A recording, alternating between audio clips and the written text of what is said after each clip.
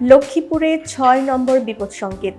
বঙ্গোপসাগরে সৃষ্টি হওয়া ঘূর্ণিঝড় রিমালের প্রভাবে লক্ষ্মীপুরের কমলনগর ও রামগতি উপকূলীয় অঞ্চলে ৬ নম্বর বিপদ সংকেত জারি করেছে আবহাওয়া অফিস। গত শনিবার চট্টগ্রাম সমুদ্র বন্দর ও উপকূলীয় এলাকায় এই বিপদ সংকেত দেখিয়ে যেতে বলা হয়েছে।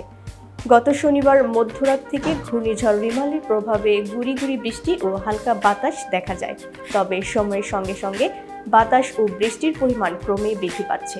ঘূর্ণিঝড়ের ভয়াবহতা নিয়ে কিছুটা আতঙ্ক বিরাজ করছে উপকূলবাসীর মধ্যে। আবহাওয়া অফিসের মতে, গত রোববার মধ্যরাত নাগাদ যে কোনো সময়ে উপকূলে আঘাত হানতে পারে ঘূর্ণিঝড়টি। উত্তাল মেঘনা নদীতে সকল প্রকার মাছ ধরা ট্রলার ও নৌকা নিরাপদে থাকার জন্য উপজেলা প্রশাসন এবং সিপিপির পক্ষ থেকে বারবার মাইকিংয়ের মাধ্যমে সতর্ক করা হচ্ছে।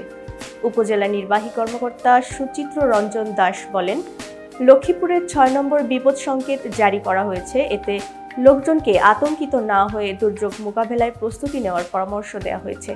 উপজেলার ৯টি ইউনিয়নের আশ্রয় কেন্দ্রগুলো প্রস্তুত রাখা হয়েছে। সিপিপির স্বেচ্ছাসেবকদের মাধ্যমে প্রচার জোরদার করা হয়েছে। জরুরি প্রয়োজনে কন্ট্রোল রুম খোলা রাখা সহ সব দিক থেকে সকল প্রকার প্রস্তুতি গ্রহণ করা হয়েছে। এতক্ষণ বার্তা বৈঠকের সাথে থাকার জন্য ধন্যবাদ। নতুন নতুন তথ্য এবং সংবাদ পেতে বার্তা বৈঠকের ইউটিউব চ্যানেল এবং ফেসবুক পেজের সাথেই থাকুন।